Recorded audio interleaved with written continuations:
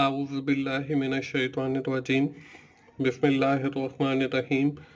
अस्सलाम वालेकुम दोस्तों, मैं हूं मोहसिन रज़ा और आप लोग देख रहे हैं 24/7 टीचर्स ऑनलाइन। दोस्तों, हमारी बिजनेस की क्लास चल रही है और आज इस सीरीज़ का हमारा 19वां लेक्चर है। दोस्तों, आज की क्लास का जो हमारा टॉपिक है वो है बेसिकली मैनेजमेंट एंड मैनेजर्स के हवाले से। हम देखेंगे कि मैनेजमेंट से क्या मुराद है, क्योंकि हम पिछली जितनी भी हमारी क्लासेस गुजरी हैं क्लास 18 तक, उसमें हमने डिफरेंट फॉर्म्स ऑफ बिजनेस को देखा। इससे ऑनवर्ड जो हमारी क्लासेस होंगी उसके अंदर हम बिजनेस की और जो चीजें हैं उनके बारे में देखेंगे।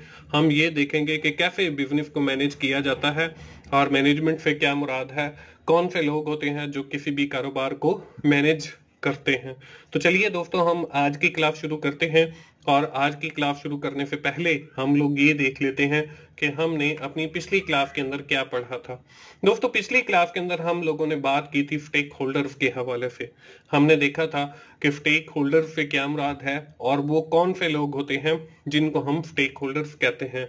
इसके साथ ही हम लोगों ने ये भी देखा था कि उनको कंपनी के अंदर कौन कौन से हकूक हासिल होते हैं या कौन कौन से राइट्स हासिल होते हैं स्टेक होल्डर्स को। विद इन डिटेल हमने इस चीज को अपनी पिछली क्लास के अंदर देखा। आज की क्लास में जैसे मैंने आपको पहले भी बताया, हम अब जो है बिजनेस तो हमने शुरू कर लिया है, चाहे वो हमारा लोकल बिजनेस हो। हमने डिफरेंट फॉर्म्स देखी बिजनेस की, चाहे वो हमारा इंटरनेशनली बिजनेस हो, उसको मैनेजमेंट की जरूरत होती है, उसको मैनेज करने की जरूरत होती है। तो आज की क्लास में देखेंगे कि कौन से लोग ऐसे होते हैं जो उस बिजनेस को मैनेज करते हैं, जिनको हम मैनेजर्स कहते हैं। हम डिफरेंट लेवल्स देखेंगे मैनेजर के। इसके साथ ही हम ये भी देखेंगे कि किसी भी कंपनी के अंदर या किसी भी ऑर्गेनाइजेशन के अंदर मैनेजर क्या काम करते हैं। उसके साथ हम देखेंगे कि उन मैनेजर्स को मैनेजमेंट के लिए कौन कौन सी स्किल्स की दरकार होती हैं, जिनको हम मैनेजरियल स्किल्स का नाम देते हैं। ये सारी जितने भी टॉपिक्स हैं ये हमारी आज की जो गुफ्तगू है उसका हिस्सा है। तो चलिए हम सबसे पहले ये देखते हैं कि मैनेजमेंट होती क्या है। Management is a process of coordinating and interacting work activities so that they are completed efficiently and effectively with the through other peoples।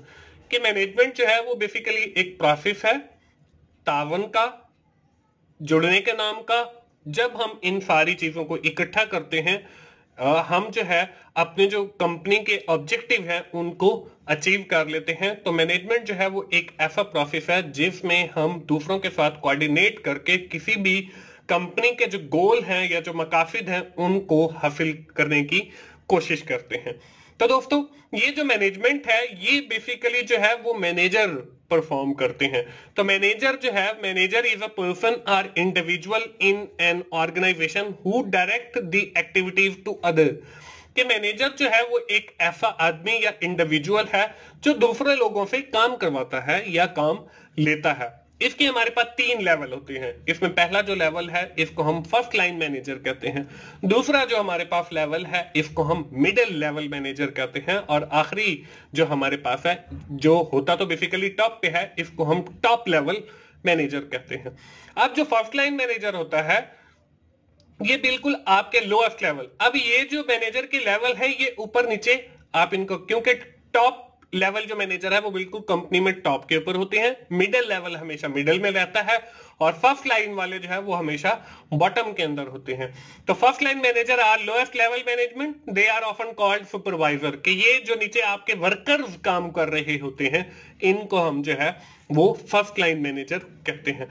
Middle level manager include all level of the management between the first line manager and the top level. कि top level और first line के दरमियान जो manager होंगे इनको हम middle manager कहते हैं, जिनको हम नॉर्मली जैसे वर्कर है और उसके बाद एक जनरल मैनेजर है, उसके बाद कंपनी का सीईओ है, तो सीईओ जो है वो टॉप मैनेजर है, जो कंपनी का जनरल मैनेजर है वो मिडिल मैनेजर है और जो वर्कर है वो आपका फर्स्ट लाइन मैनेजर या जो सुपरवाइजर है जिन उसको हम फर्स्ट लाइन मैनेजर कहते हैं। अब टॉप लेवल क्या है? Include manager at or near the top of the organization who are the responsible for making organization wide decision and establishing the plan and the goals that affect the entire organization। ये जो है basically responsible होता है जो आपके बड़े बड़े decision होते हैं, जिसके अंदर एस्टेब्लिशमेंट के हैं, जिसके अंदर आपके प्लान्स के हैं, आपके गोल्स के हैं, आपके ऑब्जेक्टिव के हैं, और इंटायर ऑर्गेनाइजेशन के जो बड़े बड़े फैसले होते हैं वो आपके टॉप मैनेजर करते हैं। दोस्तों ये तो कुछ बात हो गई मैनेजर के हवाले से। अब मैनेजर किसी भी ऑर्गेनाइजेशन के अंदर, किसी भी कंपनी के अंदर करते क्या है, व्हाट डू मैनेजर डू? ये जो है बेसिकली 4 फंक्शन परफॉर्म करते हैं। यही जो 4 फंक्शन है ये आपके मैनेजमेंट के भी हैं। तो इसमें जो पहला फंक्शन है वो है प्लानिंग का। Determine the organization goal and means for achieving them, कि उस कंपनी ने क्या हासिल करना है और कैसे हासिल करना है, तो ये प्लानिंग के अंदर आता है, और ये जो प्लानिंग है ये आपका मैनेजर करता है।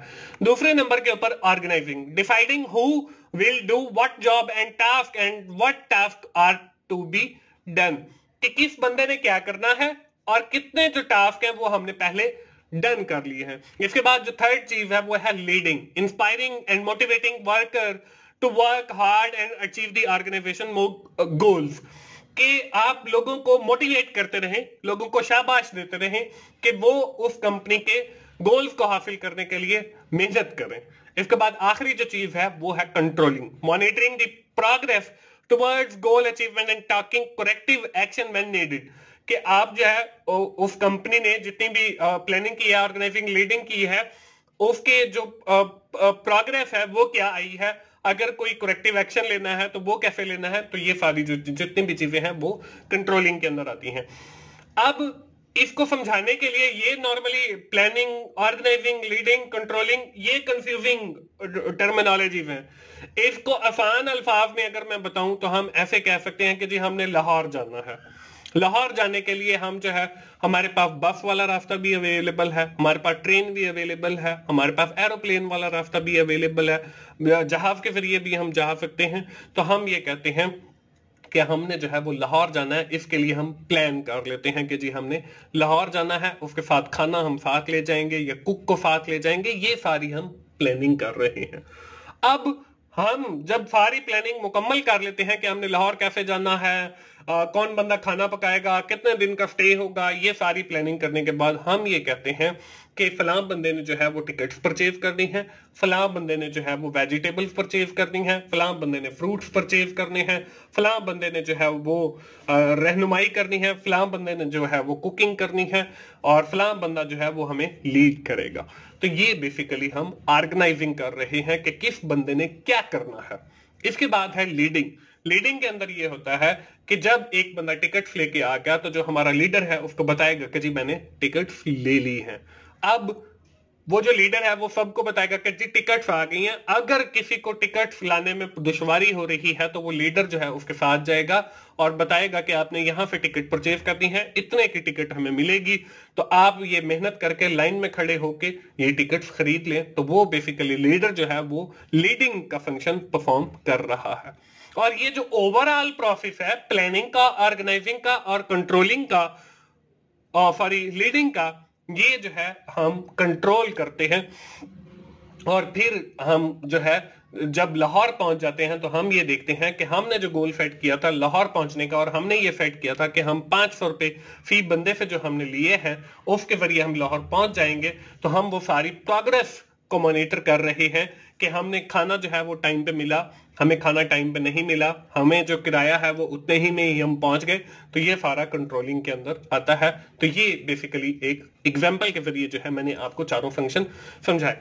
इसके बाद ये जो हमारे मैनेजमेंट के फंक्शन है 4, या जो मैनेजर जिनको परफॉर्म करता है किसी भी ऑर्गेनाइजेशन के अंदर, इनको परफॉर्म करने के लिए उस मैनेजर को कुछ स्किल्स की जरूरत होती है जिनको हम मैनेजरियल स्किल्स कहते हैं। वो हमारे पास 3 किस्म की हैं। टेक्निकल स्किल है, एक हमारे पास इंटरपर्सनल स्किल है जिसको ह्यूमन स्किल भी कहते हैं, और थर्ड नंबर पे हमारे पास कंसेप्चुअल स्किल है। अब technical skill, the skill that include the knowledge of the proficiency in certain specialization field manager needs to be technically component computer operator and stenographer, कि एक बंदा जो है वो कंप्यूटर ऑपरेटर है तो उसको पता होना चाहिए कि कंप्यूटर कहाँ से ऑन होगा, कंप्यूटर के अंदर कोई छोटा मोटा फॉल्ट आ गया तो उसको भी उसका पता, मतलब अपने काम के हवाले से टेक्निकल नॉलेज होना चाहिए। इंटरपर्सनल स्किल है, interpersonal skill include the ability to work well with other peoples both individual and group, कि एक कंप्यूटर ऑपरेटर है जो दूसरे कंप्यूटर ऑपरेटर्स के साथ मिलकर कैसे काम करता है, अकेले में कैसे काम करता है, तो ये आपकी इंटरपर्सनल स्किल है कि टीम के अंदर आप कैसा परफॉर्म करते हैं। कंसेप्चुअल स्किल है, conceptual skill include the ability to think in a complex situation, कि आपके सामने एक कॉम्प्लेक्स सिचुएशन, आपका कंप्यूटर खराब हो गया, आपने उसको कैसे ठीक करना है, या कोई और मसला आ गया आपने उसको कैसे हैंडल करना है, तो ये आपकी कंसेप्चुअल स्किल के, जहां पे सोचने वाली बात है वहां पे कंसेप्चुअल स्किल की जरूरत पड़ती है। तो ये जो हमने पीछे 3 मैनेजर पढ़े हैं, first line manager, middle level manager और टॉप लेवल मैनेजर, इन तीनों को अलग अलग स्किल्स की जरूरत होती है।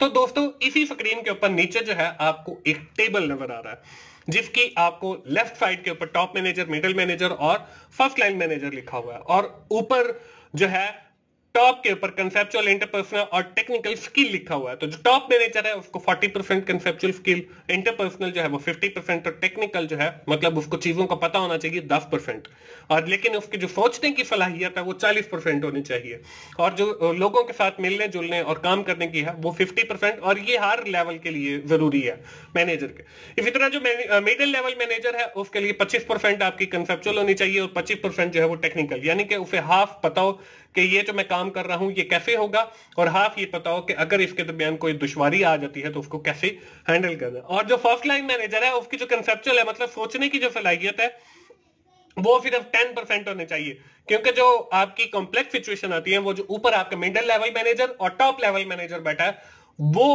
उसको हैंडल करते हैं, तो कंसेप्चुअल स्किल की उनको ज्यादा जरूरत होती है। इंटरपर्सनल स्किल वो 50% और टेक्निकल जो है वो 40% होने चाहिए, क्योंकि उस बंदे ने वो काम करना है जो कि फर्स्ट लाइन मैनेजर है। तो इस तरीके से जो है उनको इन स्किल्स की जरूरत पड़ती है। तो दोस्तों ये थी हमारी आज की क्लास। आज की क्लास के अंदर मैं आपको बताता चलूं कि हमने जो है मुख्तलिफ टॉपिक्स को कवर किया, जिसमें हमने मैनेजमेंट को देखा कि मैनेजमेंट क्या होती है, उसके साथ हमने ये भी देखा कि मैनेजर जो है वो मैनेजमेंट के फंक्शंस को परफॉर्म करता है, और हमारे पास मैनेजर के डिफरेंट लेवल है जिसमें हमने फर्स्ट लाइन मैनेजर को देखा, मिडिल लेवल मैनेजर को देखा और टॉप लेवल मैनेजर को देखा, और मैनेजमेंट के इन फंक्शंस प्लानिंग, ऑर्गेनाइजिंग, लीडिंग और कंट्रोलिंग को परफॉर्म करने के लिए मैनेजर को कुछ स्किल्स की भी जरूरत होती है, जिसमें हमने टेक्निकल स्किल को देखा, ह्यूमन स्किल को देखा और कंसेप्चुअल स्किल को देखा। तो इसके साथ हमने डिफरेंट जो हमारे पास लेवल ऑफ मैनेजर है उस हवाले से हमने इन स्किल्स को देखा कि किस लेवल के ऊपर हमें कितनी जो है वो एफिशिएंसी या स्किल की जरूरत होती है किसी भी काम को करने की। दोस्तों आज की क्लास हम यहीं पे अपनी वाइंड अप करेंगे, खत्म करेंगे। दोस्तों मुझे उम्मीद है कि आप लोग इस सीरीज से यकीनन फायदा उठा रहे होंगे और आपको काफी कुछ नया भी सीखने को मिल रहा होगा। दोस्तों आखिर में मैं फिर आप लोगों को यही कहूंगा कि अगर आपको मेरी वीडियो अच्छी लग रही है तो आपने लाइक कीजिए, अपने दोस्तों के साथ शेयर करें और कमेंट करके फीडबैक जरूर दिया करें, और मेरा चैनल 24/7 टीचर्स ऑनलाइन सब्सक्राइब कीजिए ताकि मेरी हर आने वाली वीडियो आप लोगों तक पहुंच सके और आप उससे सीख सकें। दोस्तों मोहसिन भाई को इजाजत दीजिए, मिलते हैं अगली क्लास में, उस वक्त तक के लिए अल्लाह हाफिज।